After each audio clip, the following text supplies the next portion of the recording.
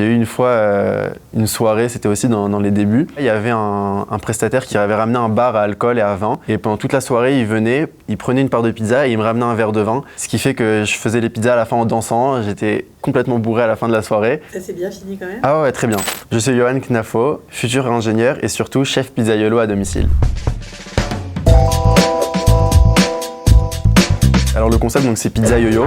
Donc en général, les Israéliens ont un peu de mal à comprendre le principe parce qu'ils ne connaissent pas le terme de pizzaiolo. Donc ils ne comprennent pas le jeu de mots entre pizzaiolo et Johan, mon prénom, donc pizza yo-yo. Je viens partout en Israël, je viens à la maison. Ça peut être même dans des lieux ouverts, à partir du moment où j'ai une source d'électricité, ça peut être partout. Avec tout mon matériel, avec mon four, avec tout ce qu'il faut. En général, je m'installe dans la cuisine. J'ai suffisamment de place et s'il faut, en général, avec une table en plus, ça suffit. Et en plus, je rends la cuisine, en général, plus propre que ce que j'ai reçu. Puisque comme je suis obligé de faire de l'ordre dans la cuisine pour pouvoir m'installer, je bouge plein de choses dans la cuisine qui sont en général pas bougées beaucoup. Et donc je nettoie avant et après. Et en général, c'est des prestations pour un minimum de 15 personnes. Et ça peut aller jusqu'à 50, 60, 100 personnes, ça dépend en fonction des demandes de chacun.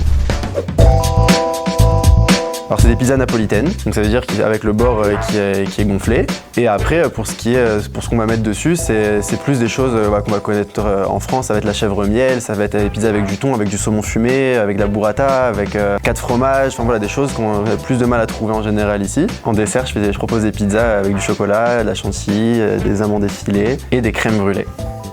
Voilà, ça fait un sans faute la crème brûlée. Je le fais quand on me le demande, mais c'est vraiment pour le show.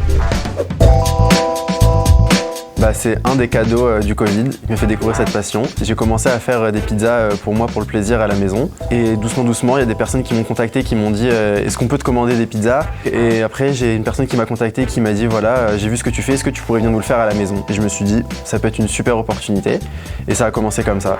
Et de bouche à oreille, je suis arrivé à faire des événements à domicile. Alors, la pizza, c'est quelque chose que tout le monde aime déjà. Et surtout, je me suis rendu compte que pour arriver à faire une bonne pizza, c'était vraiment quelque chose de super précis et super technique.